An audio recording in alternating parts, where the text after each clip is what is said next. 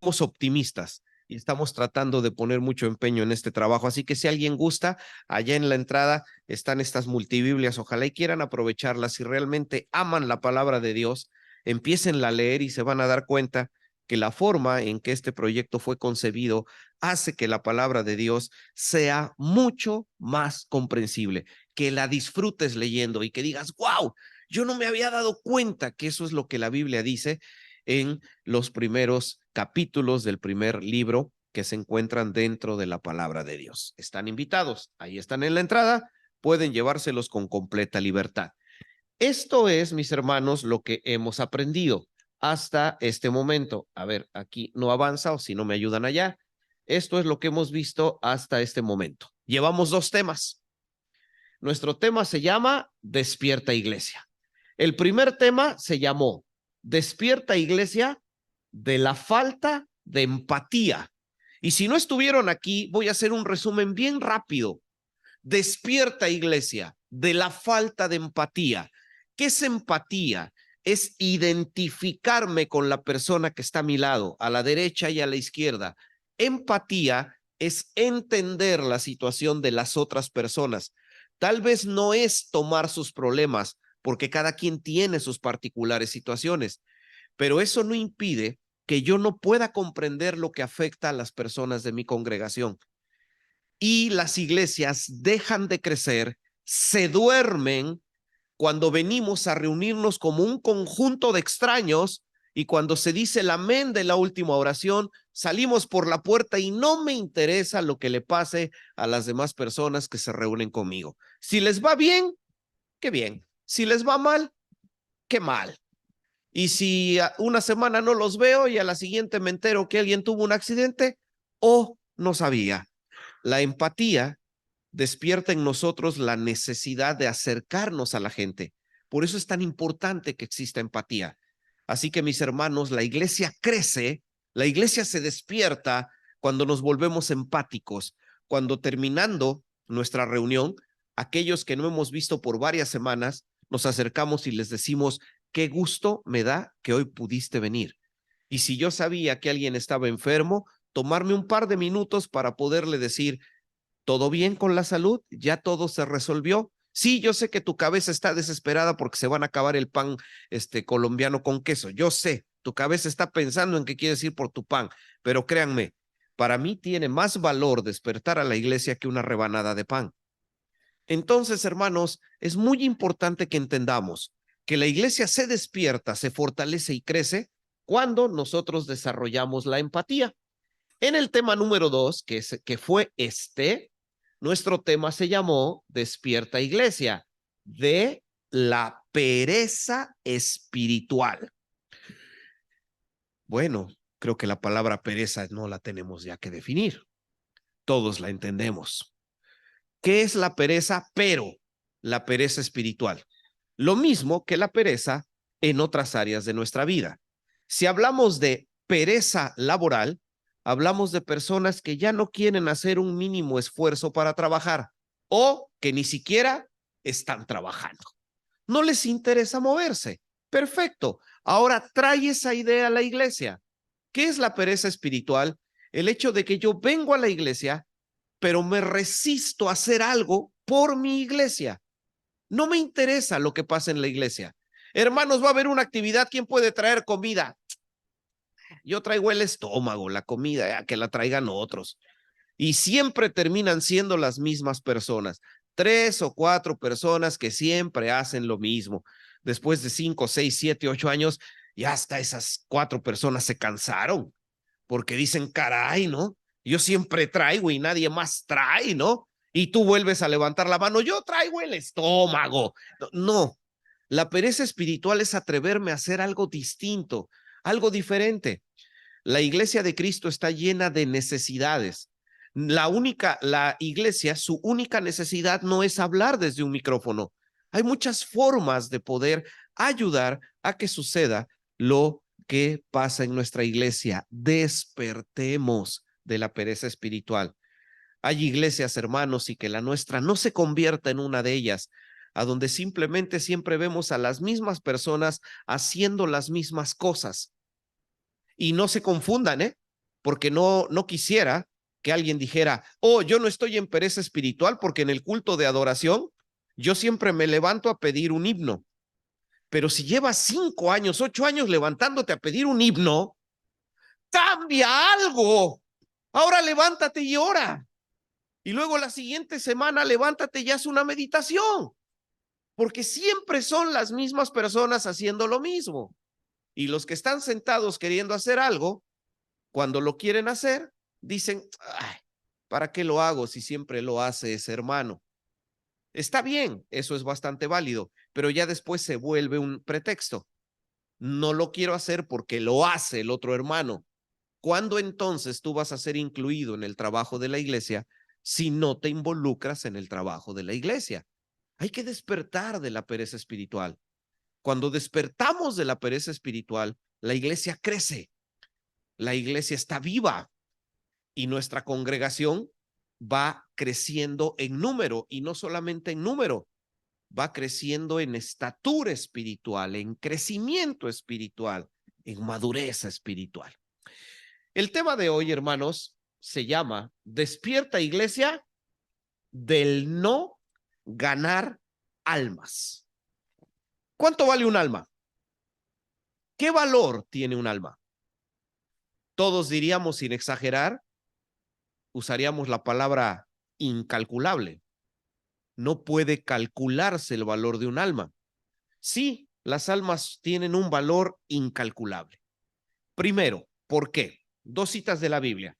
No las tienen que buscar, aquí yo se las pongo completas. ¿Por qué las almas son de un valor incalculable? Ezequiel 18:4 dice, he aquí que todas las almas son mías. Eso lo dijo Dios. Como el alma del Padre, así el alma del Hijo es mía. El alma que pecare, esa morirá. Esta parte nos interesa. He aquí que todas las almas son mías. Las almas tienen un valor incalculable. ¿Por qué? Porque son propiedad de Dios. Porque es algo que le pertenece al creador de todo. Y créanme, el creador de todo no hace cosas mediocres. El creador de todo no hace cosas sin valor. Del creador de todo esperemos lo mejor de lo mejor. Y eso incluye las almas. Son de un valor incalculable porque las almas vienen de la mano de un Dios incalculable, de un Dios que no puede medirse. Las almas son muy valiosas, tienen un valor extraordinario. Y saben, no sé ustedes, pero creo que todos los seres humanos reaccionamos así. Cuando tenemos algo que cuesta mucho, ¿cuál es la primera reacción natural? Cuando tenemos algo que cuesta mucho. ¿Ya? Cuidarlo. Sí. Si tú tienes un saco de esos sacos que los encontraste en oferta, ¿qué es más? Fueron 2 por $100. Está bien, no hay problema, te lo pones, lo traes, lo guardas, lo vuelves a usar. Pero si te compraste un saco que te costó $3,000, yo les aseguro que voy a su casa y lo tienen en un lugar especial del armario con una bolsa especial. Y cada vez que se lo ponen, se plantan al espejo y le hacen así al saco de $3,000. Sí, claro, porque las cosas que cuestan, las cuidamos. Sí. Y si tú tienes un reloj que lo miras por la parte de atrás y dice Made in China, cuando quieren lo avientas. Pero ¿qué tal si es un Rolex? Oh, hasta sientes respeto por usarlo, ¿no? Te lo pones y llegas, vienes a la iglesia así con la mano así, no sé por qué, ¿no? Y cada vez que alguien se acerca, tú le dices, no me lo estás preguntando, pero son las 11:18, ¿no? Es un Rolex. Dios mío, cuesta muchísimo dinero. Cuando las cosas son de un valor incalculable, las cuidamos. Cuando para nosotros las cosas no tienen valor, las tiramos. Mis hermanos, entendamos que las almas son de un valor incalculable, porque si no pensamos así, entonces, en lugar de pensar que las almas tienen valor, vamos a pensar que las almas no valen nada. Y entonces no las vamos a cuidar. Ahora, ¿por qué también las almas son incalculables en su valor? Siguiente cita de la Biblia. Y sí, tiene que ver con una oveja. En Mateo 18:13 encontramos estas palabras. Y si acontece que la encuentra, de cierto os digo que se regocija más por aquella que por las 99 que no se descarriaron. ¿Por qué las almas son de un valor incalculable? Porque valen la muerte de Cristo. Porque Él dejó a las 99 que no se han descarriado y fue capaz de hacer hasta lo imposible por alcanzar la que se estaba perdiendo. Si el creador de todo es capaz de dar su propia vida por un alma, las almas son de un valor incalculable. Imaginen a Dios, el creador, a Jehová el Señor, un nombre que se usa mucho en el Antiguo Testamento para hablar de Dios como el Todopoderoso que es fiel. Imagínense a Dios. Estamos en el libro de Génesis capítulo 3. El hombre le ha desobedecido. Dios ha dejado una clara instrucción que el hombre debe cumplir.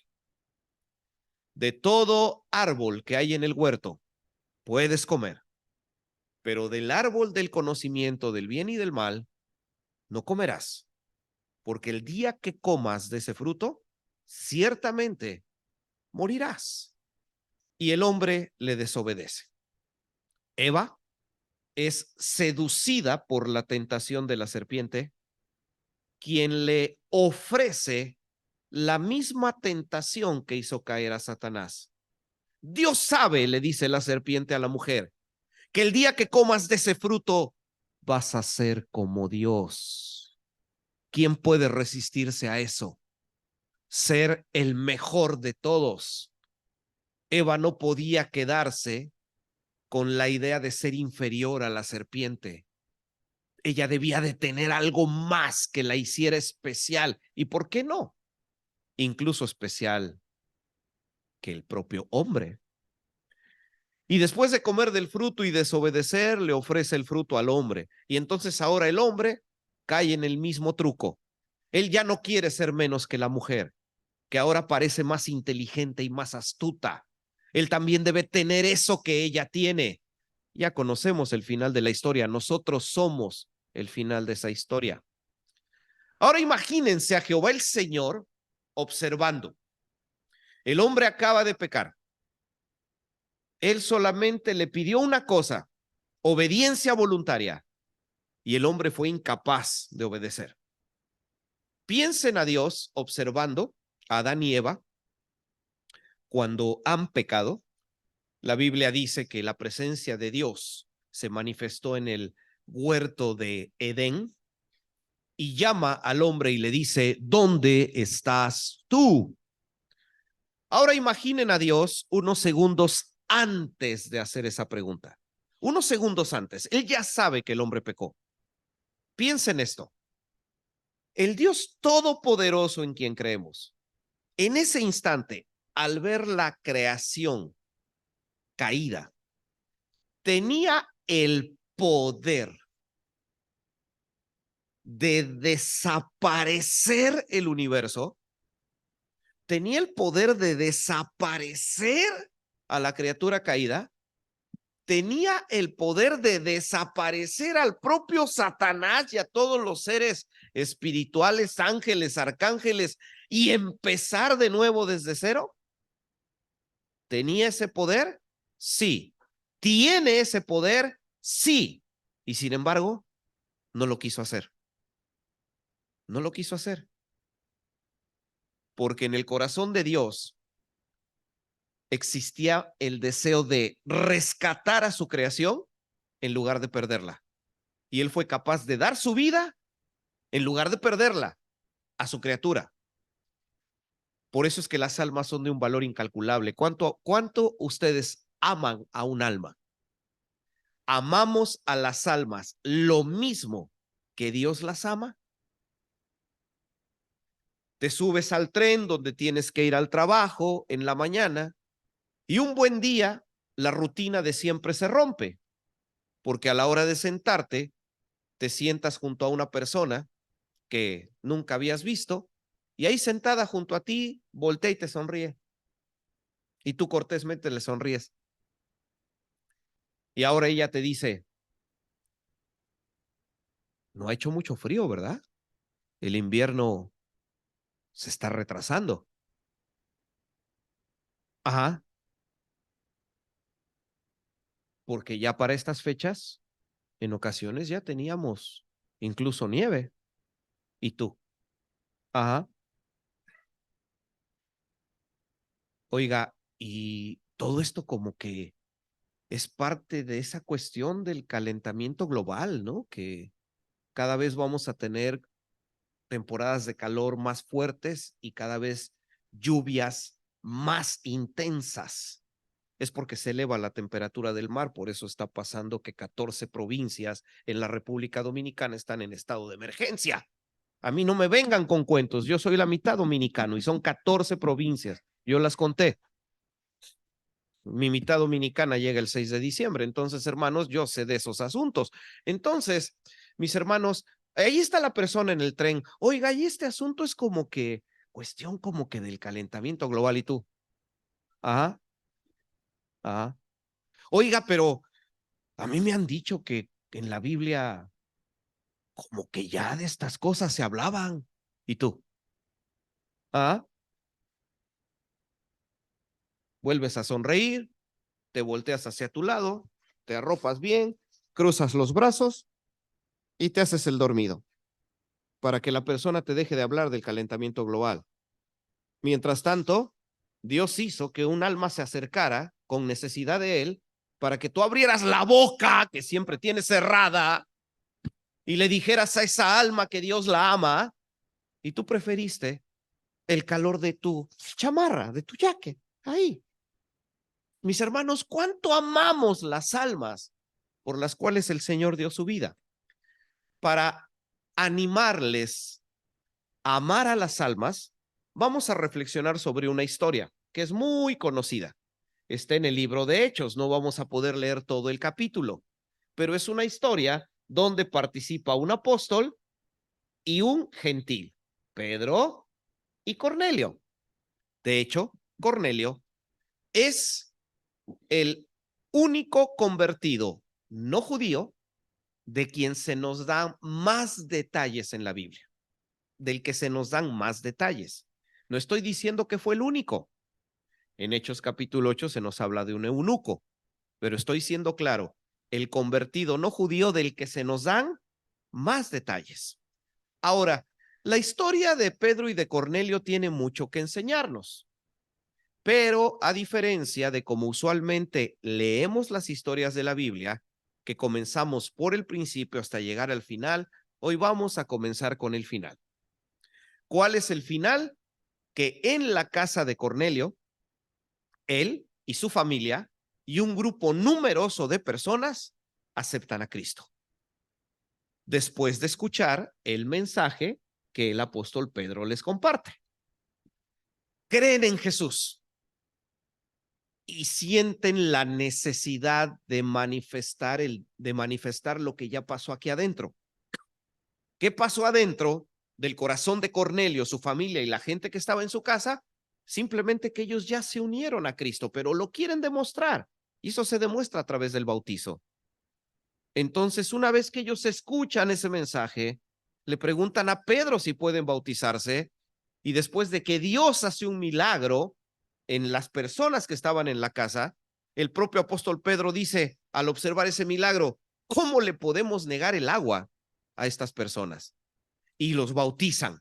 Ese es el final de la historia. Un grupo de almas rescatadas del infierno.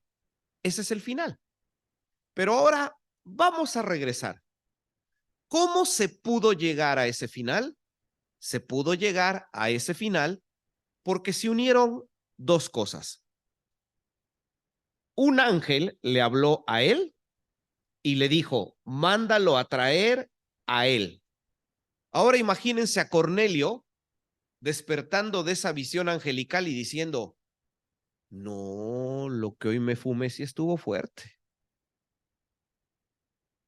Yo creo que fue algo como que me imaginé. Yo aquí estoy bien, soy romano, legionario, vivo en Cesarea, una ciudad de gente rica, era un puerto donde los romanos ricos tenían sus residencias. Aquí estoy bien y feliz. Eso del ángel seguramente fue algo que un mal truco de mi mente me hizo creer. No fue así. Cornelio creyó a la visión que Dios le manifestó. Se juntó la visión de Cornelio, pero al mismo tiempo también se juntó otra visión que tuvo Pedro. Y saben, aquí es a donde tenemos que ir todavía más atrás. Mis amados hermanos que han leído la Biblia me ayudan para que a su vez ayudemos a quien tal vez no tenga claro el concepto. Si nosotros pudiésemos definir la nacionalidad del apóstol Pedro, diríamos que Pedro era judío, pertenecía al pueblo judío. En el Nuevo Testamento, si hablamos del antiguo, tendríamos que decir hebreo, pero era judío, perfecto. Y Pedro fue uno de los 12 apóstoles que estuvieron alrededor de esa figura sagrada y maravillosa para nosotros, que es nuestro Señor Jesús. Pero Jesús, de acuerdo a la carne, Jesús también nació siendo judío. Entonces resulta, escuchen, que un maestro judío se hace de un grupo de 12 seguidores judíos y les habla del amor de Dios. Pero el amor de Dios, ese mensaje maravilloso, está llegando a los oídos de gente judía que en los tiempos de Jesús consideraban impuro relacionarse con personas no judías. Qué triste, ¿no? Dios elige al pueblo de Israel y los llama para que a través de ellos todo el mundo conociera a Dios, y el pueblo de Israel lo que hace es quedarse con Dios para ellos. Ellos son el pueblo escogido, ellos son el pueblo sagrado, ellos son los únicos que merecen las promesas de Dios. Nadie más merece lo que Dios les ha dado exclusivamente a ellos. Y si ustedes no me creen que así son, vayan a Williamsburg y caminen por ahí. Y hasta van a ver cómo vienen los judíos ortodoxos y discretamente te ven venir a ti y hacen así. Ah, ¿no se los han hecho a ustedes allá? A mí sí, muchas veces. Ya dijo Félix, se le cae a uno el cabello y lo ven a uno mal. Pero varias veces, ¿eh? Está uno ahí y nada más se ve cómo hacen así. Y siguen caminando. ¡Oh! No quieren ni siquiera rozarnos con la ropa, ¿eh? Porque se contaminan. Qué triste. Tú eres mi pueblo y quiero que le digas al mundo que los amo. Y tú lo que haces es que te quedas con el amor solo para ti. Todo solo para ti. Esto nos recuerda esa historia, ¿no? De las dos personas que discutían sobre una bebida. Oye, ¿y cómo vamos a hacerlo? Pues vamos a dividirla. La mitad de la bebida es tuya y la otra mitad es mía. Excelente. Entonces toma tu mitad. La otra persona toma la bebida y se la termina. Y la otra persona indignada le dice, hey, ¿y qué pasó con mi mitad? Bueno, es que tu mitad era la que estaba abajo, entonces primero me tomé la parte de arriba para llegar a la mía y pues se acabó. Ah, así actuamos a veces. Nos quedamos con todo para nosotros. Y con esa mentalidad creció Pedro. Es más, Pedro creció escuchando que los judíos, a aquellos que no habían nacido en el pueblo de Israel, les llamaran gentiles. Así creció Pedro. Creció escuchando que ellos eran judíos, la descendencia de Abraham, y quienes no habían nacido ahí eran gentiles. Palabra que ya sabemos significa perro. Perro. Sí, sí, perro. No, no, no, no, no, no. No estoy hablando de la gentileza como cualidad del carácter. Ay, mira, esa persona que gentil es. No, no, no. No estoy hablando del significado en español. Estoy hablando del significado social en tiempos de Cristo. Y la palabra significa perro, perro. ¿Sabían ustedes que cuando empieza el crecimiento de la Alemania nazi, que lamentablemente derivó en lo que hoy conocemos como Segunda Guerra Mundial, y la Alemania nazi comenzó a crecer políticamente hablando cuando el tristemente célebre Adolfo Hitler es elegido primer ministro de Alemania? ¿Sabían ustedes que en Alemania se empezó a segregar a los judíos? Se empezó a tratar de separarlos. Y por los distintos negocios alemanes de hace más de 60, 70 años, empezaron a aparecer letreros que decían prohibida la entrada a judíos y a perros, con la intención de compararlos a los judíos con los perros. Pero eso no fue gratis. Era una forma de revancha por el hecho de que los judíos les llamaran a ellos perros. Ahí creció Pedro. Esa es la mentalidad de Pedro. Pedro creció desde niño yendo los sábados a la sinagoga, memorizándose porciones enteras de la ley y aprendiendo que las naciones que no nacieron en Israel eran animales, que no tenían importancia. En esta semana veía un video donde una persona está en el Israel moderno, allá en Israel, y está platicando con personas ortodoxas, de estas personas que practican la religión, pero a un grado extremo. Y en una mini entrevista, la persona le pregunta a dos rabinos judíos que están ahí afuera de una casa, tranquilos, sentados, y le pregunta qué es lo que opina acerca de las naciones no judías. Busquen el video en internet, judíos responden sobre las naciones no judías. Y les preguntan, oigan, ¿y ustedes qué opinan de las naciones judías? Entre los dos dieron esta respuesta. Las naciones judías, los pueblos gentiles, Dios los creó para estar al servicio de nosotros. Y en un tiempo futuro, cuando Israel sea restaurado, cada uno de los judíos va a tener miles de sirvientes no judíos cuya única función es hacer lo que nosotros les pidamos, porque para eso sirven los pueblos no judíos. Vean la entrevista. Ahí nació Pedro, creyendo que la salvación era solamente para judíos. Regresemos de Hechos 10 a Hechos 2. No tenemos el tiempo, por favor, en casa lean los pasajes. Cuando recientemente se empieza a conformar el grupo de seguidores de Cristo, ellos se reunían a orar. Pero si han leído Hechos, si no, lo pueden hacer más tarde. La Biblia claramente enseña que ellos se reunían a orar, pero no en locales como estos. Se reunían a orar dentro del templo judío. O sea, dentro del templo, en los atrios del templo judío. Pero eso era limitante, porque los no judíos no podían entrar. Solamente podían estar dentro de los atrios del templo los judíos. Así que las mujeres y la gente no judía quedaban segregados. Pero ellos ahí se reunían a orar, porque ellos creían en ese momento que el plan de salvación de Dios y el amor de Dios por las almas solo era para las almas judías. Y ahí va Pedro empezando a crecer como apóstol de Cristo. De momento su mentalidad empieza a encontrar cosas que él no se esperaba. Dios enfrenta a Pedro con una forma de pensar distinta. Y Pedro empieza a pensar que tal vez lo que él ha creído por toda su vida no sea correcto. Incluso antes de que Pedro vaya a la casa de Cornelio, lean Hechos, La Biblia dice que Pedro hace un viaje misionero para ir a hablar de Cristo, pero recuerden, solo entre judíos. Él no iba a ciudades no judías, ni se atrevía a salir de las fronteras de Israel, Pedro.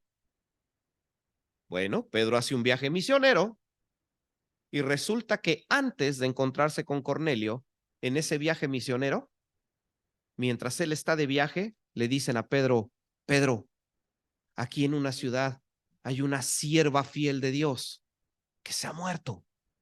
¿No puedes hacer algo? Y dice la Biblia que Pedro va. Seguramente han leído la historia. ¿Qué hizo Pedro con esa sierva muerta? La resucitó.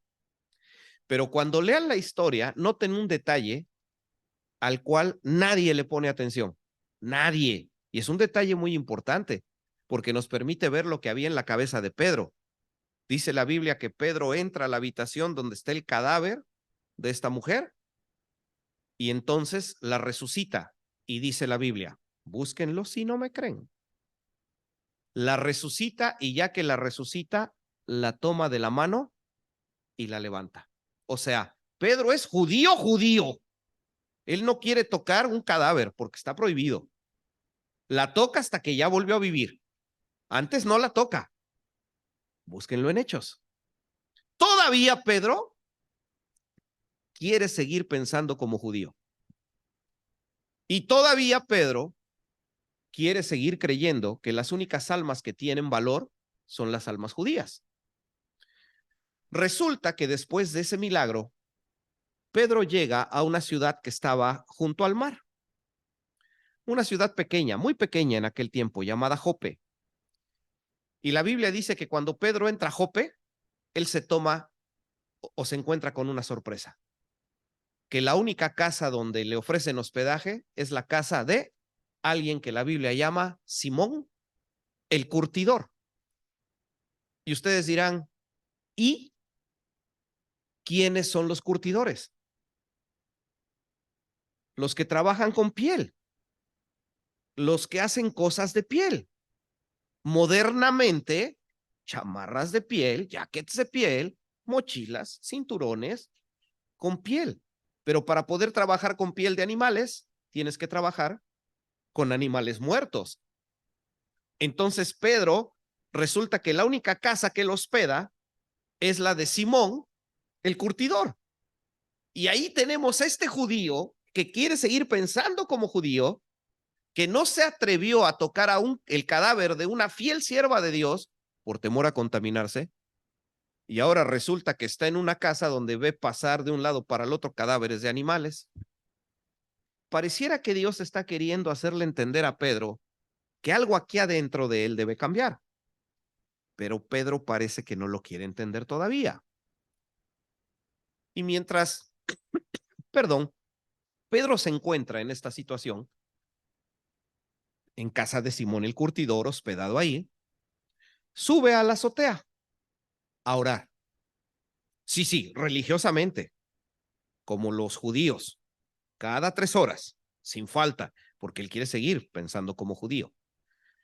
Y mientras sube a la azotea y está orando, quienes han leído la historia dice que empieza a sentir mucha hambre, empieza a sentir mucha hambre.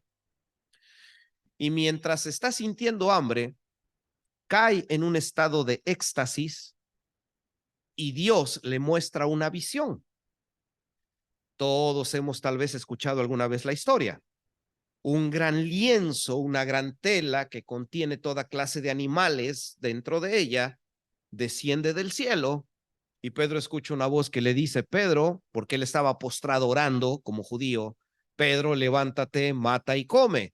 Y Pedro le responde a la voz, no, yo no puedo, porque ahí hay animales que son inmundos y yo quiero seguir pensando como judío. 3 veces baja el lienzo. 3 veces escucha la misma voz. El número 3, símbolo de la perfección. El número que simboliza a la deidad, a la Santa Trinidad. Así que el mensaje era claro y contundente y venía de parte de Dios. Por eso fue 3 veces. Y una vez que el lienzo se va y Pedro se queda pensando, ¿y esto qué significará? Alguien sube a la azotea y le dicen, Pedro, te buscan. Y Pedro baja y en la puerta hay mensajeros enviados de parte de Cornelio, pero eran mensajeros no judíos, eran romanos. Y ahí los ve en la puerta y Pedro dice, o vamos a usar expresión de adolescente del siglo XXI, ¿no? Que así hacen, ¿no? Los adolescentes. Y entonces Pedro ve romanos y dice, ¡ah!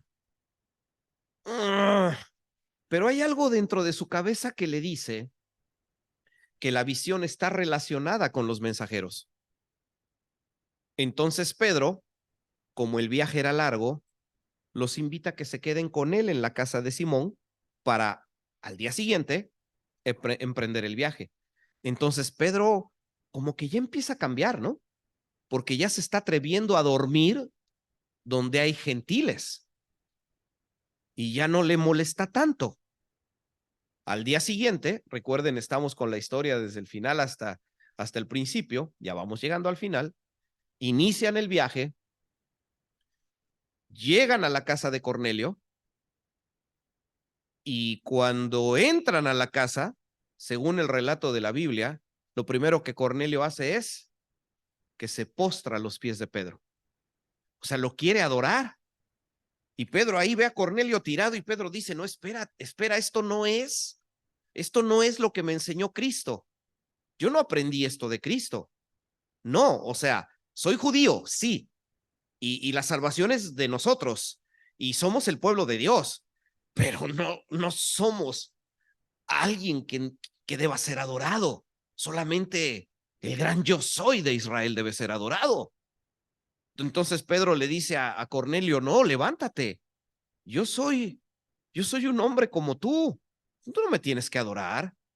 Y entonces Cornelio le refiere a Pedro la visión y después de que Pedro les predica a Cristo, Pedro entonces dice, ahora entiendo que Dios no hace acepción de personas. Ahí es a donde está ese famoso pasaje. Pero Pedro, todavía antes de predicar a Cristo en la casa de Cornelio, se resiste a dejar de ser Pedro. Porque todavía, antes de empezar a predicar, dice estas palabras. Ustedes saben cómo a los judíos no nos gusta relacionarnos con ninguna persona que no sea judía. O sea, todavía él está a punto de amar a esas almas y traerlas al redil de Dios. Está a punto de ganar almas para Cristo. Y Pedro es la persona que en el tren voltea y dice, ¿ah? Todavía. Está ya a punto de ganar un alma. Y se resiste a hacerlo. Y les aclara a todos los romanos que están ahí. Ustedes bien saben que nosotros los judíos no nos gusta juntarnos con gente no judía, pero después ya Dios aclara su visión, porque entonces Pedro les dice, sin embargo, Dios me mostró en una visión, y entonces Pedro después de eso predica a Cristo, la familia de Cornelio y una gran cantidad de gente viene a los pies del Señor, almas nuevas llegan al reino de los cielos. Ahí terminamos, porque ahí fue donde comenzamos el relato. ¿Cuál es el punto? Todas esas almas convertidas no se hubiesen alcanzado si al principio de la historia Dios no le hubiera enseñado a este pescador convertido en apóstol que las almas son de un valor incalculable. Mis amados hermanos, tenemos que despertar. ¿Despertar de qué? Del no ganar almas. Las almas de Dios se buscan. Alguna vez un hermano me decía, oye hermano, en México, dice, ¿has leído este pasaje en el libro de Hechos que dice, y el Señor añadía cada día a los que habían de ser salvos? Le digo, sí, claro, por supuesto que lo he leído. El pasaje no está sugiriendo, me decía el hermano, que la iglesia de Cristo no debe hacer nada por ganar almas. O sea, la iglesia debe hacer sus actividades normales, la Santa Cena, cantar un par de coritos, ahora vienen las canciones en inglés para los niños, ahora viene el tema, ahora viene el pan con queso, oigan, ya estoy pensando mucho en el pan con queso yo. Bueno, y después, amén y vámonos. Y ya nosotros solo tenemos que hacer eso y ya Dios se encarga de mandar almas, porque eso es lo que la cita sugiere. Y yo le decía al hermano, si solo lees esa parte de la cita, tienes toda la razón. El Señor añadía cada día, de la mano de Dios llegaban los que habían de ser salvos. Le digo, pero el problema es que antes de eso, dice claramente que la iglesia hacía cosas y gracias a esas cosas, Dios añadía a los que habían de ser salvos. Le digo, y lee cuáles eran esas cosas.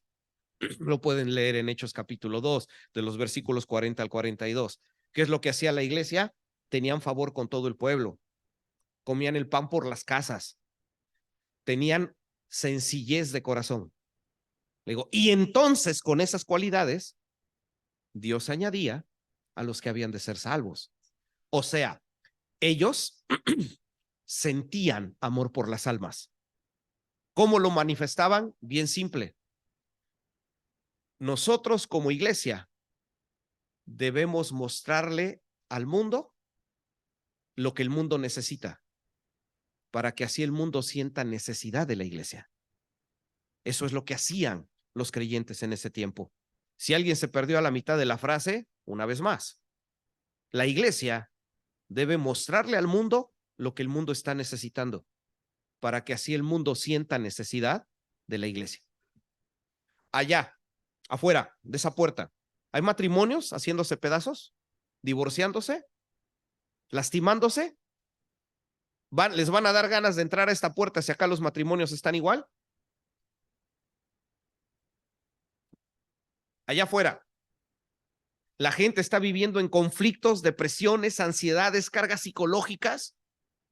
¿Sienten encima de ellos algo que los oprime todo el tiempo y no son felices? La respuesta es un contundente sí.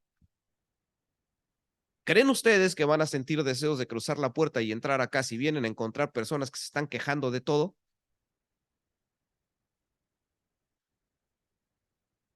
Trabajan en Manhattan y escuchan a la gente quejarse todo el tiempo del jefe, de los sueldos, de la inflación, del no me alcanza. Blah.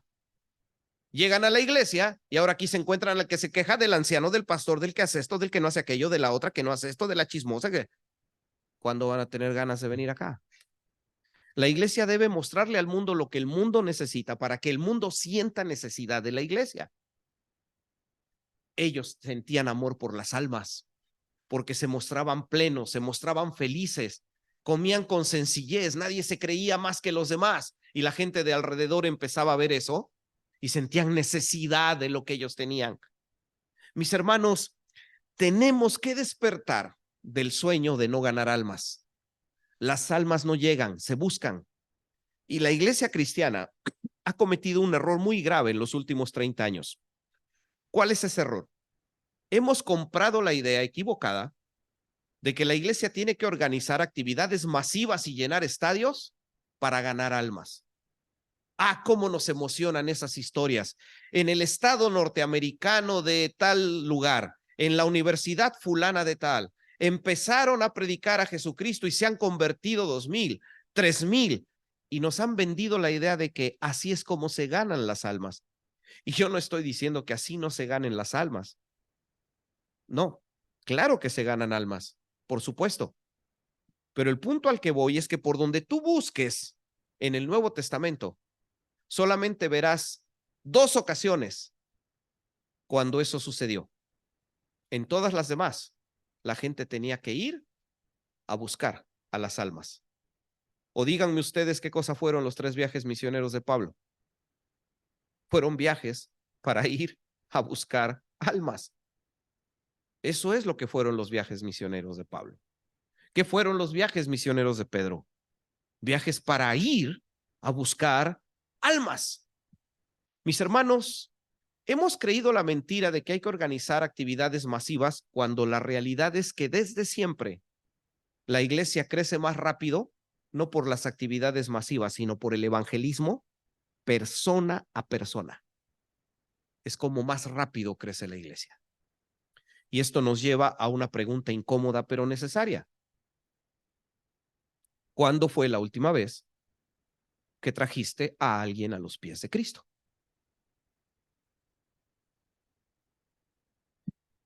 ¿Cuándo fue la última vez? Es que la iglesia ha crecido.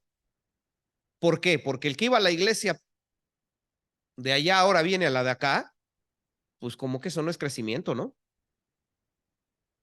El de la iglesia de por allá ahora también viene acá. La iglesia ha crecido. No creo. Sí, cómo no, porque ya hubo 4 matrimonios y cada uno ya engendró un hijo y hay 4 nuevos cristianos. Pero es que esos bebés no tendrían opción. Están en un hogar cristiano. Los van a traer a la iglesia. Si hubieran nacido en un hogar mormón, los llevarían a una iglesia mormona. ¿Cuándo fue la última vez que trajimos a un alma? Este segundo reto, esta segunda pregunta, todavía nos va a hacer reflexionar más. ¿Podrían decir con nombre y apellido cuál fue la última persona que se integró a nuestra iglesia en Corona porque aceptó a Cristo y alguien le trajo? Si hacemos ese ejercicio y tratamos de pensar quién fue, se van a dar cuenta que llegó simplemente porque alguien sintió amor por esa alma y lo buscó. ¿Qué tan importante es sentir amor por las almas? Ya estoy terminando. Mis hermanos, a los 15 años, personalmente, yo me alejé por completo del Señor. Yo no quería saber nada del Señor. 2 años después, cuando tenía 17, menos barriga y más cabello, por supuesto, empiezo a regresar a los caminos de Dios. ¿Y por qué creen que regresé? ¿Por qué creen? Porque alguien sintió amor por las almas. Y ese alguien, cada vez que me encontraba en la calle, me decía, ven, yo no te he visto, ven. Ah, ya no quiero ir. Ven, ¿te gusta el fútbol, no? Mira, ven, vamos a organizar un partido de fútbol nada más para que tú vayas a jugar. Le digo, ay, ¿cómo vas a organizar un partido de fútbol nada más para que yo vaya? Y sí lo organizó, nada más para que yo fuera a jugar fútbol. Amor por las almas. Si no hubiera sido así, mis hermanos, no habría multibiblia, no habría tema, ni estarían ustedes viendo a tan hermosa persona aquí enfrente. Bueno, lo único cierto es lo de persona, lo de hermosa, no, no.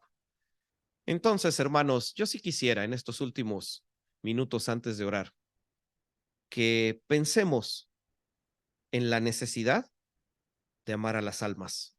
Ya tenemos que despertar de esa pereza de no ganar almas, porque si no, somos el hombre de la botella que se la bebe toda, ¿no?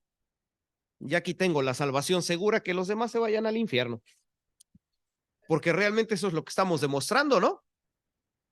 Luego en la iglesia, afortunadamente eso solo pasa en México, me dicen algunas jóvenes, damitas, señoritas o varones, me vienen a platicar que ya tienen un novio que no es creyente.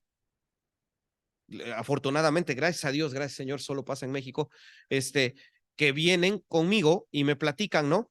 Es que, hermano, pues ya tengo un novio, pero no es cristiano. Y yo siempre lo que les digo es, no seas egoísta. Ya lo convertiste en tu novio, pero no le hablaste del Señor. Primero háblale del Señor. Tú realmente no amas a ese chico. No, yo sí lo amo mucho. No es cierto, tú no lo amas.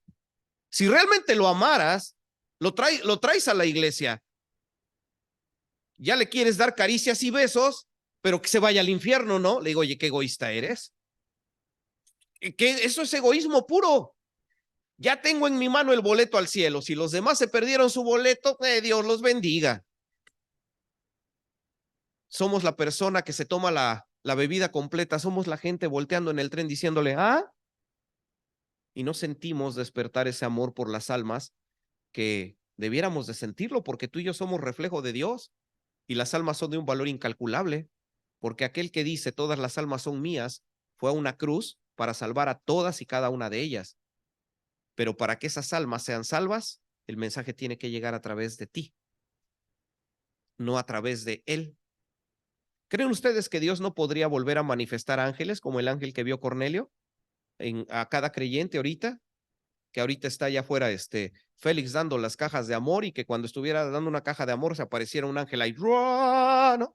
Y le hablara a la persona que le está entregando las cajas. ¿Dios no tiene ese poder? Sí, claro, pero no lo hace así, porque Él quiere que el mensaje llegue a través de nosotros. ¿Y por qué es más eficiente el mensaje a través de nosotros? Porque es más efectivo a través de nosotros que a través de un ángel. Simple. Porque si el mensaje llega a través de ti, tú le puedes decir a la persona, mira lo que Dios es capaz de hacer. Y por eso es que a veces muchos no predican, porque están viviendo en pecado y porque no son ejemplo de nada para nadie. Pero cuando empiezo a sentir deseos de amar a las almas, hasta yo empiezo a cuidar mi vida y dejo de pecar, porque me doy cuenta lo importante que es el hecho de que mi vida sea una luz que atraiga a otras personas. Así que, mis hermanos, despertemos, despertemos. Esto se resuelve con una oración, con el deseo de querer hacer realmente la voluntad de Dios. Y que le digamos al Señor, pon amor, Señor, en mi corazón por un alma. ¿Y por qué no? Mientras estoy llorando, ¿por qué no aquí en tu cabeza pones un nombre y un apellido de alguien? Tú sabes quién, de tu entorno, de tu ambiente, de tu familia. Y que tú digas, Señor, en un año esa alma tiene que ser para ti. Lo tengo que lograr. Esa alma debe ser para ti, Señor. Y te aseguro, en verdad, que las cosas se transformarían. Concluyo con un ejercicio de matemáticas bien simple. Imaginemos que nos comprometemos a que dentro de un año ese nombre y ese apellido va a ser para el Señor. Si aquí estamos 50, a finales del 2024, ¿cuántas personas va a haber aquí? 100. A finales del 2025, no, 400, porque tú sigues trayendo otra alma. Al finales del 2026, 800. Al finales del 2027, 1,600. Al finales de 2028, 3,200. A finales del 2029, 7,200. ¡Wow! Si han pasado años y seguimos siendo 50, es porque ni siquiera le hablamos a un alma al año. Y eso sí debería de darnos vergüenza, porque el Señor dejó todo para que tú hoy estuvieras aquí, y creo que vale la pena nosotros hacer lo mismo, para que al final, como sucedió con Cornelio, logremos unos resultados espectaculares, porque recuerden, no solo fue Cornelio, su familia, los invitados de Cornelio y lo más importante, la mentalidad de los judíos, que a partir de ese momento entendieron que de ambos pueblos Dios había tomado ya la decisión de hacer uno solo, y la historia cambió. A partir de aquí, la gracia es para todos. Y todo como resultado de tener amor por un alma. Y eso es algo que tú puedes hacer. Y si a eso añadimos que los que estén conectados por Zoom también toman el compromiso de un alma al año, imagínense. Así que oremos, hermanos, y ojalá y el Señor ponga en nosotros el deseo de hacer esta labor en su nombre. Al final de nuestra oración, a los hermanos que nos estamos quedando a ensayar para el drama de Navidad, damos unos minutos para que vayan a pelear su rebanada de pan con queso. Yo voy a ir a pelear la mía, y después de unos minutos, ya los que nos quedamos al ensayo, por favor, no quédense, porque es una hora de ensayo, exactita la hora, para que el drama del día 24 quede lo mejor posible. Oremos, hermanos. Señor, queremos terminar orando, pidiéndote, creo que, Señor, esta oración tal vez va a ser la más sencilla de este tiempo en que juntos, aquí mis hermanos y yo como miembros de esta iglesia, vamos a estar conviviendo. Esta creo que es la oración más sencilla, la más fácil. Danos amor por tus almas. Danos amor por tus almas. porque ni siquiera son nuestras, son tuyas. Danos amor por tus almas, despierta en nosotros el amor por las almas. Toca nuestra insensibilidad, rompe nuestro egoísmo y haznos entender que afuera, más que necesitar una caja con comestibles, como bien decía nuestro hermano Félix, la gente necesita el amor que va dentro de esa caja, pero hace falta de una voz que hable de ese amor. Ayúdanos, por favor, y que en nuestra mente asumamos el compromiso de poder pensar que en un año podemos hablarle a una persona, una nada más, una, ni siquiera dos, solo una, a quien podamos hablarle de tu amor. Despierta en nosotros ese amor, porque Señor, como bien nos podemos dar cuenta, los tiempos, Señor, de los gentiles, como dijo Jesucristo, están por acabarse. El reloj profético tuyo, Señor, se está moviendo hacia una dirección muy clara, a un ritmo muy acelerado, y el tiempo de la gracia se está acabando. Ayúdanos a sacudirnos de esa gracia egoísta que a veces tenemos, donde al estar seguros ya de la salvación, desde la comodidad de tener la vida eterna garantizada, manifestamos falta de amor por las almas de aquellos que se están perdiendo. Una en un año. Ojalá y muchos asumamos ese reto. Oramos por esto, Señor, y al despedirnos, que con tu bendición cada familia, Señor, vaya a sus diversas actividades y que también les acompañes durante el resto del día y que en todo lo que hagamos, sea de palabra, sea de acción, lo hagamos para darte la gloria a ti. Por esto, Señor, oramos, pidiéndote por ello en el nombre de Cristo Jesús. Amén. Muchas gracias, hermanos. Recuerden ahí en la entrada, quien lleve gusto, están las multibiblias. Si alguien quiere llevarse una para conocer esta Biblia en 14 versiones diferentes. Hermanos, que ensayamos el drama de Navidad unos minutos y nos vemos aquí para empezar el ensayo.